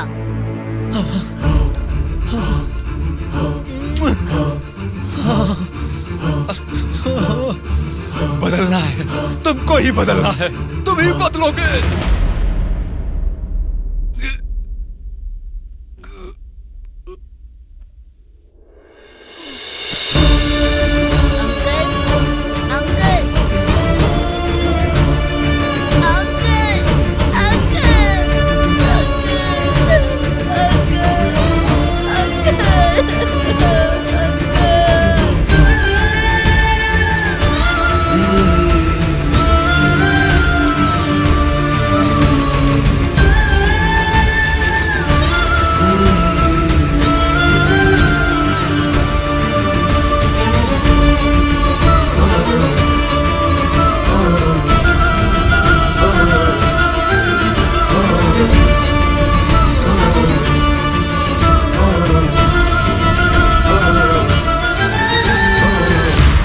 जनता जी के साथ किसी ने क्या किया उससे हमारा क्या लेना देना? हम लोग जनता की सेवा करने वाले हैं। हमें यहाँ बुलाकर तकलीफ देना ठीक बात नहीं है। जनता की सेवा? क्या जनता की सेवा करते हैं आप लोग? एक एक करके बताइए। हर महीने बुजुर्गों को राशन मिल रहा है, और यही नहीं, अपाहिजों को हर महीने पेंशन दिया जा रहा है, बेरोजगारों को बेरोजगारी भत्ता दिया जा रहा है। इतने अच्छे काम कर रहे हैं, ये सब सेवा नहीं है क्या? जनता की सेवा करने का मतलब टाइम पर राशन का चावल और दाल देना है क्या? नहीं ना। 20 साल के लड़के को बेरोजगारी भत्ता क्यों देना? वो मेहनत नहीं करेगा क्या? 2 एकड़ जमीन वाले किसान को राशन क्यों देना? वो फसल उगा नहीं सकता क्या? आप लोगों की मेहनत करने की काबिलियत को मारकर उनकी पैदावार करने की क्षमता को बुरी तरह कुचल रहे हैं। जिस दिन आप लोग जनता को मुफ्त की चीजें देने के बजाय उनको ये बताएंगे कि मेहनत करना ही बेहतर है, उसी दिन आप लोग जनता की सच्ची सेवा कर पाएंगे सर। मतलब हम पर बिना यकीन के जनता हमको जिता रही है। आपका नाम मारुति राव है ना? हाँ हाँ। आपका चुनाव क्षेत्र रामापुरम है ना? सही कहा, रामापुरम ही है। आपके रामापुरम के बारे में आप क्या जानते हैं, थोड़ा बताएंगे सर? क्या रखा है रामापुरम में? 4 वार्ड है, 6 सरकारी अस्पताल है और 20 प्राइवेट अस्पताल है। उसके बाद 12 सिनेमा घर और 130 वाइन शॉप है। इसके अलावा अलग अलग क्षेत्र के लोग हैं, अलग अलग जात के लोग हैं और अलग अलग धर्म के लोग हैं। बाकी ओसी कास्ट तो सब कुछ मिला जुला के 1 लाख। इनके अलावा BC SC ST ये सब मिला के 2 लाख वोटर हैं। उतना ही नहीं, फिल्म डायरेक्टर सुकुमार जी और हीरोइन अंजलि जी दोनों यही पैदा हुए थे। कुंडली निकालोगे क्या? Nice information sir. उसी रामापुरम में जहाँ हजारों किसान रहते थे, अब कुछ गिनती के ही क्यों रह गए हैं सर? मुझे नहीं मालूम, किसानों के बारे में हम इतना कुछ नहीं जानते। तुम बोलो, तुम्हें मालूम है तो? रामापुरम की पूरी वोटरों की गिनती है 4,80,000। उनमें पुरुष है 2,50,000, स्त्रियां हैं 2,28,000। बाकी लोग हैं 3rd जेंडर।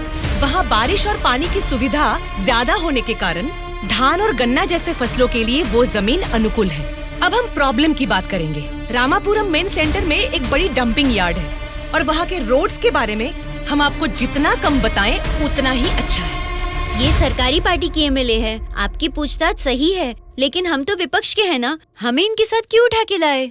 एक विपक्षी पार्टी होने के नाते आपको गवर्नमेंट का सपोर्ट नहीं है, लेकिन आवाज उठाने के लिए असेंबली तो है ना। समस्याओं पर वहाँ क्यों नहीं बात करते?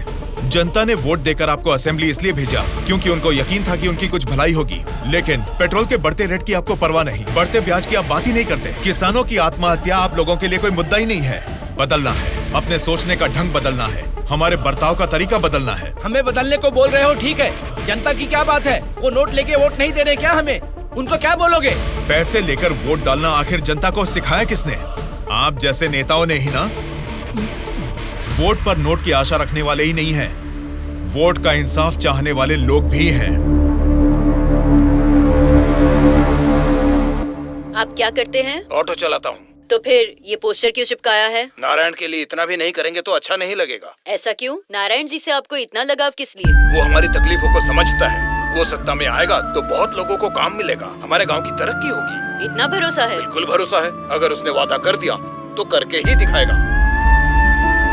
जब हमारे MLA चिनकोटा जी को अरेस्ट किया गया था, मेरे पति ने उनको छुड़ाने के लिए धरने पर पेट्रोल से खुद को जला लिया था। तो चिनकोटा जी ने क्या किया था? वे बोले थे कि सरकार में आते ही बात करके पैसा दिलाएंगे। मिला क्या? उन्होंने जबान दिया था, वादा तो वादा ही होता है ना। आपके दिए गए वादे जनता के सामने सिर्फ कहानियां बनकर रह गई हैं। कम से कम अब तो बदल जाइए। पार्टी बदलने के एजेंडा जैसे नहीं, जनता की तकदीरें बदलने वाले एजेंडा बन जाइए। अगर अब भी आप लोग नहीं सुधरोगे और ऐसा ही करते रहोगे तो यहाँ से कोई भी जिंदा बाहर नहीं जाएगा। सूर्या, इनको समझाने का कोई फायदा नहीं है, ये लोग ऐसे ही रहेंगे। मेरी बात मानो, सबको मार डालो। अरे रुको भाई, रुको। ब्रदर, अगर आपको मारना है तो हमें मार दीजिए, लेकिन मरने से पहले हम सब बदलना चाहते हैं। हमको एक चांस तो दीजिए। इतने दिन जनता के पैसे कैसे लूटना है यही सोचते थे, अब एक मौका दे दो हमें। जनता के पैसे को जनता तक लौटाना है यही सोचेंगे। अब उस नारायण स्वामी के सपनों को हम सच करके दिखाएंगे। उसका नाम है सूर्या। ऑलरेडी एक मर्डर केस में वो सजा काट रहा है।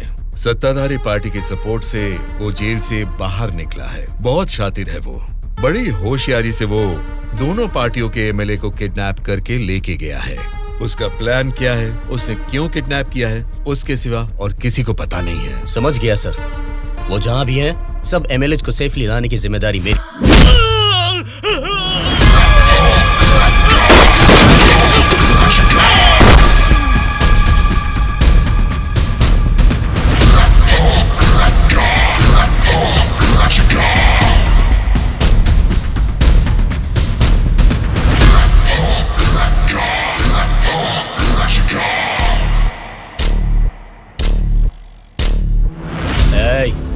सबको मार के एमएलए को लेकर जल्दी आ रहे हैं। कौन आता है देखता हूँ।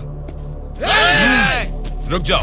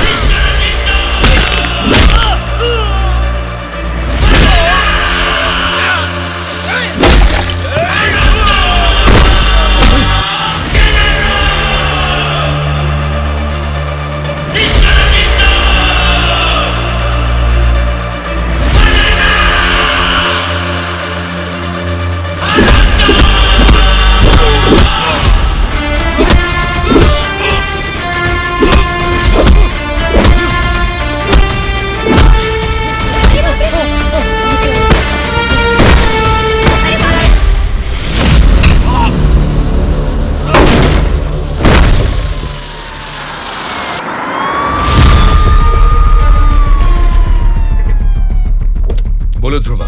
सॉरी सर, लगता है हमारे आने की खबर उनको पहले ही लग गई। What? हाँ सर, जब तक हम पहुंचे वो सब एमएलए को लेकर यहाँ से चला गया। तो अब क्या होगा? आज शक्ति परीक्षण है। आज अगर एमएलए को नहीं ला पाएंगे तो स्टेट पे एक बड़ा इशू बन जाएगा। तुम किसी भी कीमत पर उन एमएलए को यहाँ ले आओ। Okay sir, I will try my level best.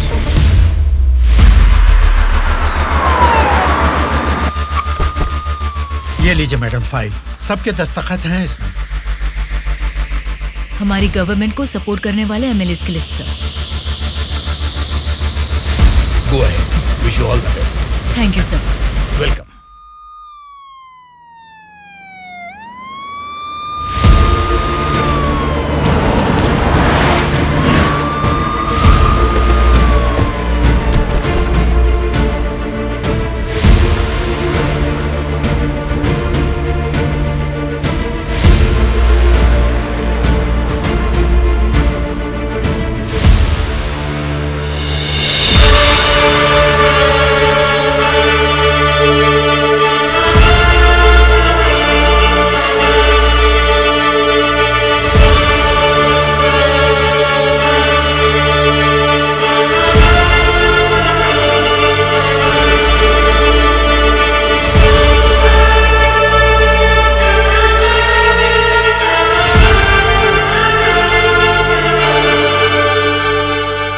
राज्य में पहली बार महिला चीफ मिनिस्टर बनने के लिए congratulations Shyamala Bharti ji. Best wishes. Thank you. एक आदमी के अच्छे काम की वजह से आज हम सभी लोग एक नई सोच के साथ इस असेंबली को देख रहे हैं। ये बात तो हमें मानना ही पड़ेगा। ये सदन पवित्र मंदिर जैसा है। इसकी गरिमा के लिए हमें सभ्य बर्ताव करना ही पड़ेगा। सबसे पहले मैं विपक्ष पार्टी से दरख्वास्त करूंगा कि उनके पास जनता की जो भी समस्याएं हैं उसका जिक्र इस सदन में करें। अध्यक्ष महोदय, असेंबली का सत्र चालू होने का आज पहला दिन है और पहले ही दिन विपक्ष पार्टी के सदस्यों को पहले बोलने का मौका देने के लिए मुख्यमंत्री जी को, स्पीकर साहब को मेरी तरफ से और मेरी पार्टी की तरफ से धन्यवाद देना चाहूंगा। पिछले 2 सालों में कोरोना महामारी ने जनता के जीवन को अस्त व्यस्त बना दिया है। जनता के स्वास्थ्य के बारे में अब समय आ गया है कि हम जाग जाएं। उसके लिए गरीब लोगों को इंसाफ दिलाने के लिए सारे विपक्ष की तरफ से मैं प्रार्थना करता हूं। इस मुद्दे पे मैं राज्य के मुख्यमंत्री श्यामला जी से दरख्वास्त करूंगा कि कुछ बोलें। अध्यक्ष महोदय, सबसे पहले बिना झगड़ा किए ऐसे अच्छे वातावरण में जनता की भलाई के लिए और उनकी उन्नति के लिए एक उपयोगी बिल को इस सभा में प्रस्तुत किया गया है, जिसके लिए विपक्ष पार्टी के नेता राम मोहन राव जी का और उनकी पार्टी का मैं अभिवादन करती हूँ। आम जनता को भी बेहतरीन इलाज मिल सके, फिर चाहे वो 10 रुपए का हो या फिर 10 लाख का, उनको मिलना चाहिए। इसी सोच को आगे बढ़ाते हुए आप सबके समक्ष इस फाइल पर मैं सबसे पहले दस्तखत करती हूँ।